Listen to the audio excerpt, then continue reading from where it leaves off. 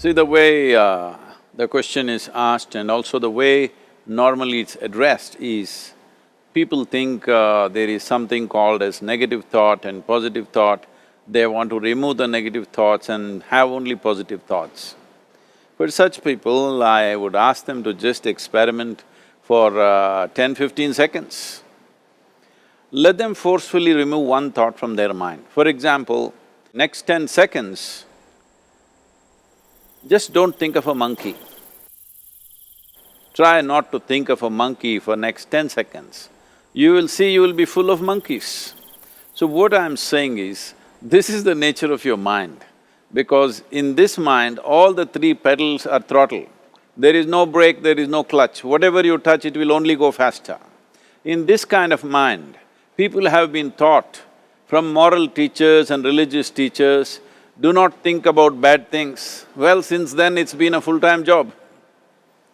So there is no way you can handle the mind like this. This doesn't need any great enlightenment. If you spend 2 minutes with your eyes closed, you will realize you cannot do anything forcefully with this mind. So, I want to remove negative thoughts. Do not ever go in this direction, because what you want to remove will become your quality. Always you will be on it. So what should I do? The thing is this, without understanding the fundamental mechanism of this mind, because our mind, human mind, is the most sophisticated computer on the planet. Even all the supercomputers have come out of this. When this is the case, is it not important that we understand the mechanics of how it functions? One simplistic aspect of how it functions is, there are no subtractions and divisions in our mind. There is only addition and multiplication. If you try to do something with it, it will say one more. If you try hard, it will multiply into many more. In this mind, you don't try to identify what is positive, what is negative and try to remove it. First of all, one needs to understand, this mind of yours, this body of yours is supposed to serve you. The life that you are is important. Body and mind are vehicles that must serve us. If you sit in a vehicle, it must go where you want to go. If it goes to its own destination, what is the point of such a vehicle? It's just a nuisance. Right now, most human beings are unfortunately experiencing this fantastic possibility of human mind as a nuisance, as a troublesome thing. Well, this is the most beautiful thing you have. It's just that you need to pay little attention as to how it functions. One simple thing is this. First and foremost process is, that's why we put out this process called Isha Kriya. This is to distance yourself from your physiological and psychological process. There is something called as you which exists. This is not a composite of all your thoughts and emotions and physiological processes. Beyond that, there is you. If you close your eyes, even if you cannot see anything, you're still there.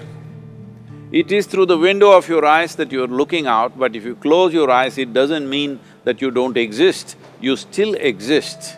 So beyond your thought, you still exist, beyond your emotion, you still exist. So that you, the life that you are, this has to come into your experience. Why is it that you're not allowing that to come into your experience, which is the most significant aspect of who you are? Who you are right now, the most significant aspect is, you and me are alive right now, this is it. What I'm thinking, what you're thinking is not the important thing. We are alive right now, that is the important thing. So, it is important that you focus on this fundamental sense of aliveness within you, and then you will see there is a natural distance between you and your thought process. Once there is a distance between your psychological process and your physiological process, this is the end of suffering. Because there are only two kinds of suffering that human beings go through, physical suffering and mental suffering. Once you create a little space between you and your mind, between you and your body, this is the end of suffering. This is something every human being has to experience and know, otherwise thinking I will just remove negative thoughts and I will have positive thoughts, all the best, it's not going to work 100%, it's not going to work, because nobody can remove it, they can avoid it for some time. So when negative thoughts come, you say Ram Ram, Shiva Shiva, whatever you want, but this is just avoiding, it's not gone. The moment you stop that, it will pop back with great force, otherwise it'll come back in your dreams. So it's very important, first of all you need to understand your anger, your resentment, your fear, your anxieties, the negativity that you generate. Generally resentment, anger, it is always directed towards somebody. But we need to understand this is poisons that we are drinking and expecting somebody else to die. Fortunately, life doesn't work like that. If I drink poison, I die. If I drink poison, you don't die. So, we need to understand this. When I say poison, today you can have yourself chemically analyzed. Right now, what is your blood work, what it says? 5 minutes of intense anger, check your blood work and see, there will be lots of negative elements in it, literally you're poisoning yourself. So, do you want to poison yourself? Definitely not. Now the very question is coming from certain helplessness, what shall I do?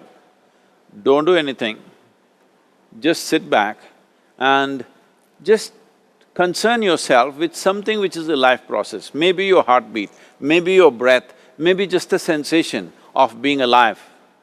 Depending upon how sensitive or how perceptive you are, accordingly, find something.